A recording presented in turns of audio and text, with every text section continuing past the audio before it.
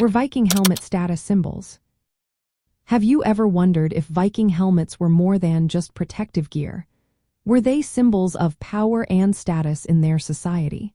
Let's take a closer look at what archaeology reveals about these fascinating artifacts.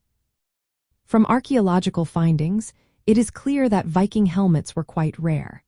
The most complete helmet discovered comes from a burial site in Newell, Norway. This helmet was found alongside chainmail, indicating that the individual buried there was likely a person of importance or wealth. Most Viking helmets were practical and designed for protection rather than ornate display. Contrary to popular belief, no Viking helmets with horns have ever been found at Viking Age sites. The horned helmets we often associate with Vikings actually date back to the Nordic Bronze Age, around 900 before Common Era.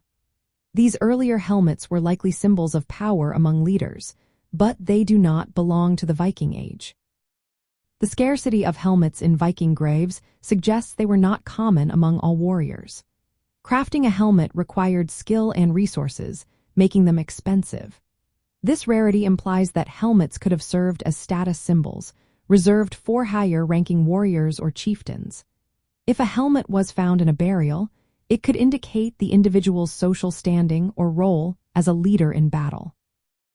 In essence, Viking helmets likely represented status to some degree. They were uncommon and valuable pieces of equipment.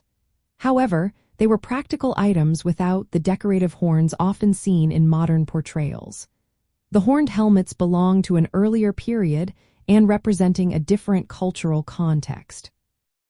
Archaeological evidence shows that Viking helmets were functional items associated with elite warriors.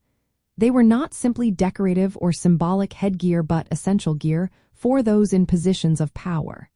So, while Viking helmets may have indicated status, they were primarily designed for protection in warfare.